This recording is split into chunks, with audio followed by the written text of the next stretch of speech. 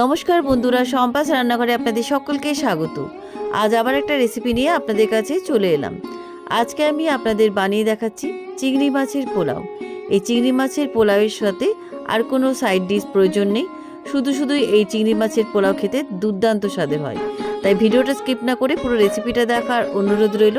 রেসিপিটা ভালো লাগলে আমাকে কমেন্ট বক্সে কমেন্ট করে জানাতে ভুলবেন না। ভালো লাগলে লাইক বাটনটাও প্রেস করে দেবেন, আর আপনাদের বন্ধুদের মধ্যে আমার ভিডিওটাকে শেয়ার করে দেবেন। আর আমার নতুন বন্ধুদের কাছে অনুরোধ, আমার চ্যানেলটাকে সাবস্ক্রাইব করে পাশে থাকবেন। আর আমার চ্যানেলে নতুন নতুন রেসিপি দেখার জন্য পাশে থাকা ছোট্ট বেল আইকনটাও প্রেস করে দেবেন। চলুন আর কথা না বাড়ি, কীভাবে আজকে চিংড়ি মাছের এই পোলাও বানাবেন রেসিপিটা দেখে নেওয়া যাক। চিংড়ি মাছের পোলাও রান্না করার জন্য আমি এখানে ছোট সাইজের গলদা চিংড়ি নিয়েছি। আপনারা যে কোনো সাইজেরই চিংড়ি মাছ নিতে পারেন, তবে একটু বড় সাইজের চিংড়ি মাছ হলে ভালো হয়। এবার আমি চিংড়ি মাছগুলো কেটে দেখাচ্ছি। এর আগেও আমি অনেকবার দেখিয়েছি কিভাবে চিংড়ি মাছ কাটতে হয়। প্রথমে আমি চিংড়ি মাছের ছোট ছোট পাগুলোকে কেটে দিচ্ছি। এবার এই মুখের দিকটা কিছুটা কেটে ফেলছি। এবার চিংড়ি মাছের তলার দিকে যে ছোট ছোট পাগুলো থাকে সেগুলো আমি কেটে ফেলছি। এবার চিংড়ি মাছের লেজের অল্প একটু খোলা রেখে আমি খোলাটাকে ছাড়িয়ে নিচ্ছি। দেখুন, এভাবে খোলাটাকে ছাড়িয়ে নিলাম। এবার মাথার খোলাটাকেও ছাড়িয়ে নিচ্ছি। আপনার মাথার খোলাটাকে রাখতে পারেন। এবার কাঁচি দিয়ে হালকা করে উপরের দিকটা একটু কেটে নিচ্ছি। এবার নোংরা যে পাইপটা আছে সেটা বার করে নিচ্ছি। দেখুন, এবার বার করে নিলাম। এর মাথার দিকেও একটা নোংরা থলি থাকে, সেটাও বার করে নিচ্ছি। এইভাবে প্রত্যেকটা চিংড়ি মাছ আমি কেটে নিচ্ছি।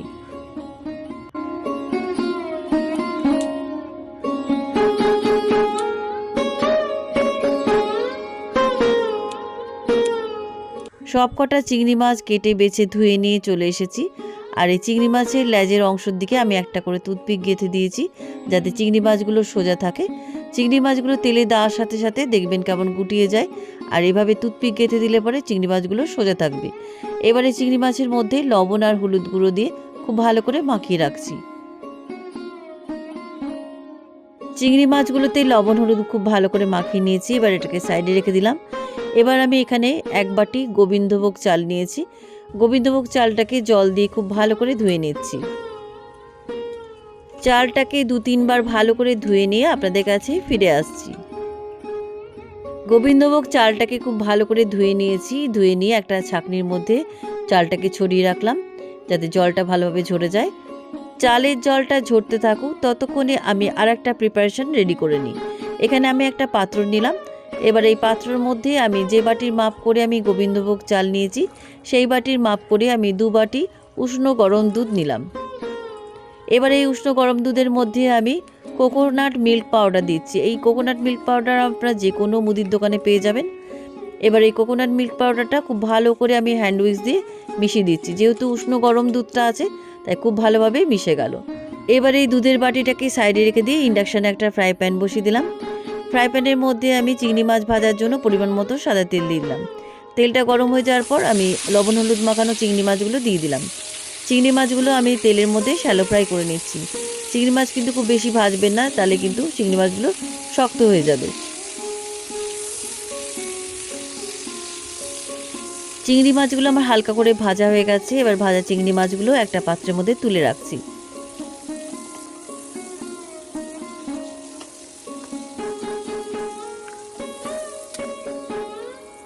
সব কটা ভাজা চিংড়ি আমি তুলে নিলাম। এবার এই চিংড়ি মাছ ভাজার ফ্রাই প্যানটা সরিয়ে একটা কড়াই বসিয়ে দিলাম। কড়াইটা গরম হয়ে যাওয়ার পর এই কড়াইয়ের মধ্যে আমি দিয়ে দিচ্ছি 1 টেবিল চামচ গাওয়া ঘি। ঘিটা গরম হয়ে যাওয়ার পর আমি মিডিয়াম আঁচে রেখে অল্প কাজু আর কিশমিশ ভেজে নিচ্ছি।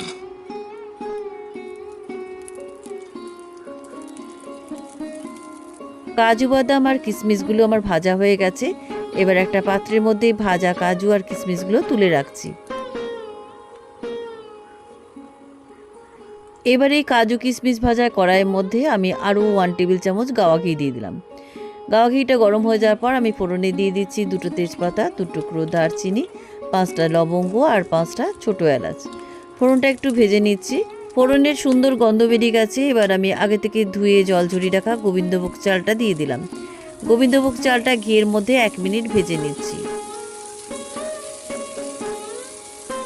ফোড়নের মধ্যে গোবিন্দভোগ চালটা 1 মিনিট ভেজে নেওয়ার পর আমি এর মধ্যে দিয়ে দিচ্ছি 1/2 টিস্পুন হলুদ গুঁড়ো আর দিয়ে দিচ্ছি এর মধ্যে 1 টেবিল চামচ আদা বাটা। আদা বাটা আর হলুদ গুঁড়ো গোবিন্দভোগ চালের মধ্যে খুব ভালো করে মিশিয়ে দিচ্ছি। আদা বাটা হলুদ গুঁড়ো চালের মধ্যে ভালো করে মিশিয়ে দেওয়ার পর আমি এর মধ্যে দিয়ে দিচ্ছি 1 টিস্পুন জিরে গুঁড়ো আর দিয়ে দিচ্ছি 1 টিস্পুন কাশ্মীরি লঙ্কার গুঁড়ো। জিরে গুঁড়ো কাশ্মীরি লঙ্কার গুঁড়ো চালের মধ্যে ভালো করে মিশিয়ে আরও 1 মিনিট ভেজে নিচ্ছি। চালের মধ্যে সমস্ত মশলাগুলো দিয়ে বেশ চালটা ভাজা ভাজা হয়ে আসার পর আমি এর মধ্যে দিয়ে দিচ্ছি আগে থেকে বানিয়ে রাখা নারকেল দুধ।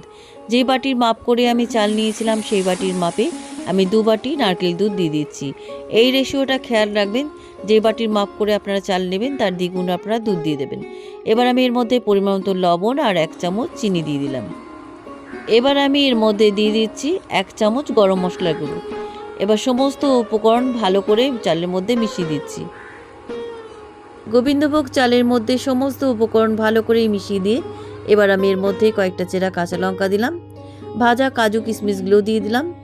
এবার আমি এর মধ্যে আগে থেকে ভেজে রাখা চিংড়ি মাছ ভাজাগুলো দিয়ে দিলাম।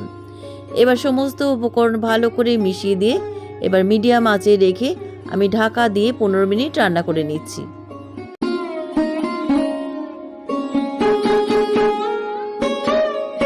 15 মিনিট পরে ঢাকনাটা খুলে নিলাম।